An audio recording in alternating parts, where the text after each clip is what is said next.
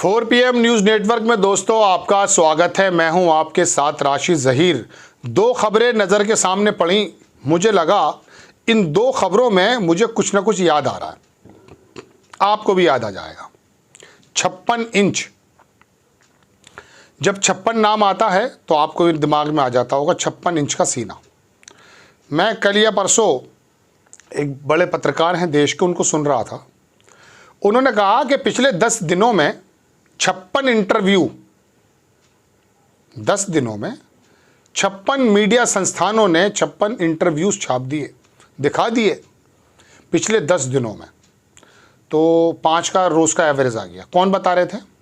India today के पूर्व जो थे CEO, क्या नाम उनका, अभी नाम जहन में आ जाएगा, बाल लगाने लगे आप। तो वो बंदा बता रहा था, तो मुझे लगा कि बात ऑथेंटिक होगी, चूँकि वो थोड़ा सा तथ्यों पे बात करते हैं। 56 के नाम पे अटक गया मैं। फिर अचानक ही इस खबर को देख ही रहा था, अचानक दूसरी खबर आई, करण थापर का इंटरव्यू। फिर मुझे मोदी जी का वो इंटरव्यू याद आ जाता है। तो दोनों खबरों में मोदी जी याद आ गए। करण थापर इंटरव्यू ले रहे थे बेसिकली प्रशांत किशोर का, मैंने पहले खबर बनाई है, देख लीजिएगा आप। तो मुझे फिर करण थापर पुराने फ्लैशबैक में चले गए। मुझे लगा अरे भाई मोदी जी से इंटरव्यू हुआ था। तो दोनों खबरें आ गई साथ, लेकिन दो सवाल उठकर सामने आए। पहला सवाल तो जनाबे मन यह आया कि 56 इंच का सीना वाले 56 संस्थानों को पिछले 10 दिनों में साक्षात्कार इंटरव्यूज दे चुके हैं। ऐसी बेचैनी तो पहले कभी ना देखी थी।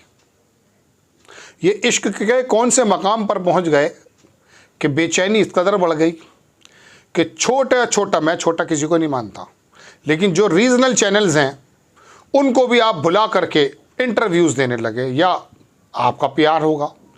लाइन में तो बहुत लोग लगे हुए हैं। करण थापर ने लिखा कुछ 2, 4, 5 साल पहले कि मैं तो इंटरव्यू के लिए कई बार लिख चुका, मोदी जी को देते ही नहीं है।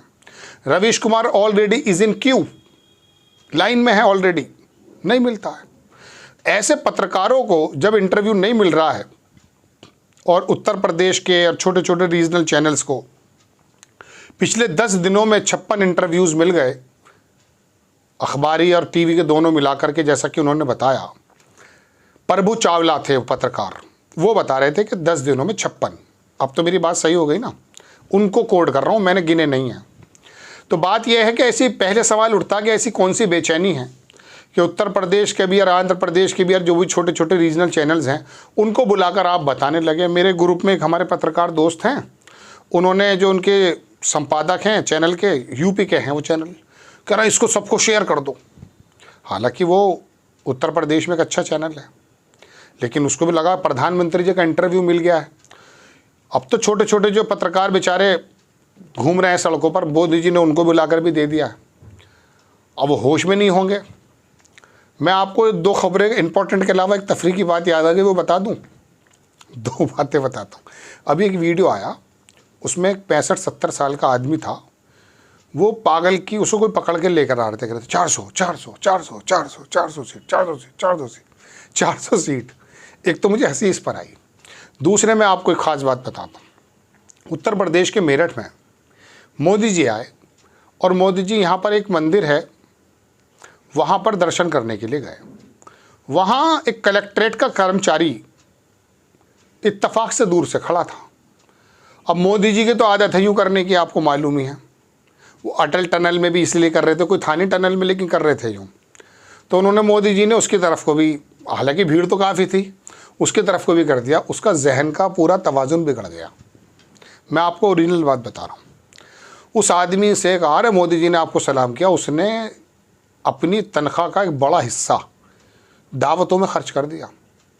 उसकी धर्मपत्नी का फ़ोन आया उसी के कर्मचारी, उसी के कुलीग के पास, कि इनको क्या हो गया है, ये पैसे पे पैसा खर्च कर रहे हैं। अरे मोदी जी ने सलाम कर दिया, अरे क्या खाओगे, अरे क्या। तो कभी कभी क्या होता है, बड़ा व्यक्ति जब कुछ कह देता है तो कभी कभी जो बेचारे सीधे साधे लोग हैं वो अपना जहनी तवाज़ुन खो देते हैं।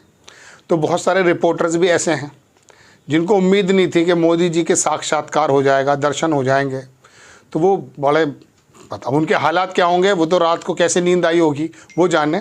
खैर मैं खबर पर आता हूँ, माफ़ी चाहूँगा, मैं कुछ और किस्सा सुनाने लगा। तो 56 मीडिया संस्थानों को ज़रूरत क्या पड़ी, इसका मतलब कहीं ना कहीं कुछ ना कुछ परेशानी है, वरना इतना ज़्यादा तो नहीं हुआ करता था। ये वाला सवाल जब करण थापर ने प्रशांत किशोर से पूछा कि कुछ बेचैनी, बोले नहीं नहीं बेचैनी की कोई बात नहीं है। वो लगता है ऐसा, आसमान में अगर आदमी प्लेन चल रहा है और थोड़ा टर्बुलेंस आ जाए तो दिक्कत हो जाती है, इसलिए थोड़ी बहुत है, वरना रोड पे चलने वाले को तो गड्ढे लगते रहते हैं, कोई प्रॉब्लम नहीं है। मतलब 56 इंटरव्यू 56 संस्थानों को दे दिए गए 10 दिनों में, ये कोई बड़ा काम नहीं है। मोदी जी ने आधा एक घंटा भी निकाला होगा, बताइए 56 घंटे निकल गए सर। 56 इंच का सीना मेरा हुआ ना हुआ, लेकिन 56 घंटे चले गए प्रधानमंत्री जी के। मैं तो 1 ही घंटा मान रहा हूँ, जब से उसकी तैयारी में आना जाना कितना समय लग जाता होगा, आपको अंदाज़ा है। सवालों का लेन देन भी कैसे होता होगा, ये भी आपको मालूम होगा। खैर, दूसरी बात पर आता हूँ। चलिए, ये तो कर दिया उन्होंने, चुनाव के मद्देनज़र सभी लोग टीवी पे आना चाहते हैं। दूसरी बात यह है कि रवीश कुमार ने कौन सी भैंस खोली है भाई, उसको भी इंटरव्यू दे दो। पुण्य परसून वाजपेयी को भी दे दो। करण थापर लाइन में लगा हुआ है, उसको भी दे दो। तो आपके ऐसे पत्रकार जो आपसे ये पूछते हैं कि देखिए मेरी पहले बहुत लेग पुलिंग की गई थी, लेकिन मुझे पूछना तो पड़ेगा, आप थकते क्यों नहीं? अरे पहले अगर जलील हुई थी इस सवाल पर तो अब ना करती, फिर दोबारा वही सवाल। यह है खिसियानी बिल्ली खंबा नोचे, लेकिन मुझे बिल्ली नज़र नहीं आती। कभी कभी आपको मालूम है कि खंबे के पास कुत्ते चढ़ते हैं, लेकिन वो नाखून की वजह से करर करके पीछे हट जाते हैं। तो आलम यह है कि नहीं साहब, मुझे पहले सवाल पे बड़ा घेरा गया। अरे क्या बहन सवाल कर रही है। मैंने लिखा उसे, मैं कहा चाची इस सवाल से बाहर आ जा, कुछ और बात कर ले। तो मैंने नाम नहीं लिया, समझ आप गए क्या मैं क्या कह रहा हूँ। तो बहरहाल पापा की पर ये भी पागल हुई पड़ी हैं, वो इंटरव्यूज़ मिल रहे हैं, कोई हेलीकॉप्टर से निकल कर आ रही है। मतलब एक अजीबोगरीब माहौल है। मुझे तो ऐसा लगने लगा सच में कि अमेरिका का चुनाव भी ऐसा नहीं होगा।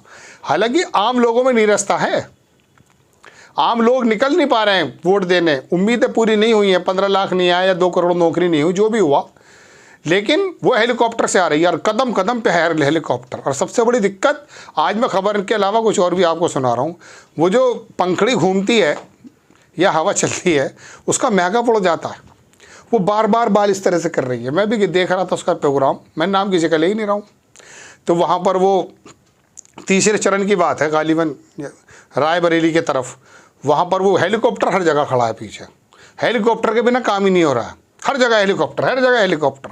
वो खड़ी है, अब उसके बाल हवा भी उड़ रही है वहाँ, हेलीकॉप्टर की पंखड़ी से नहीं, वैसे हवा तो चली रही होगी, चूँकि हेलीकॉप्टर किसी के आंगन में तो उतरेगा नहीं, जंगल में उतरेगा। अब वो बार बार यूँ कर रही, कोट उसका काल रही अब वो सवाल पूछ रही है, यकीन मानो वो जो ग्रामीण जवाब दे रहा है रायबरेली का, उसके जवाब में उसका इंटरेस्ट ही नहीं है कुछ। और बातें कौन सी कर रही है इंट्रो में और जो क्लोजिंग में, सन 1952 में जन्मी लोकसभा, नेहरू यहाँ से जीते। अरे तो अखबार में पढ़ चुके हैं हम, कोई नई बात बता। सन 1952 में जन्मी लोकसभा, अरे कोई नई बात बता। वो जो अखबार में जागरण में लिखा हुआ है वही चेप दे रही है। तो कहने का मतलब ये, बता ना कुछ एक खास बात बता कि फूलपुर से जो लड़ रहे थे पंडित नेहरू, ये तो तेरी समझ में आ गए, लेकिन ये बता ना लोहिया ने क्या काम किया था वहाँ, कौन सा सन था, क्या समीकरण थे, ये नहीं बताएगी आपको। सोनेलाल पटेल की धरती पे क्या हाल है बता ना, नहीं बता पाएगी भाई। ये बुकिश नॉलेज बोलते हैं इसको, बुकिश। हालांकि बुक से ही मिलता है, लेकिन रट्टा मार लिया।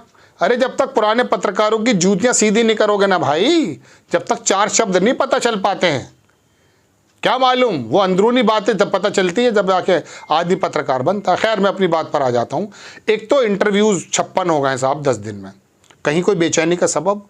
और इसका करण थापर रवीश कुमार का कसूर तो बताइए क्या है, इसको भी दे दो। आपको खबर कैसी लगी अपनी राय कमेंट्स बॉक्स में ज़रूर दीजिए। चैनल को सब्सक्राइब कीजिए, शेयर कीजिए। नेक्स्ट टाइम मैं किसी खबर के साथ हाजिर होता हूँ। जय हिंद।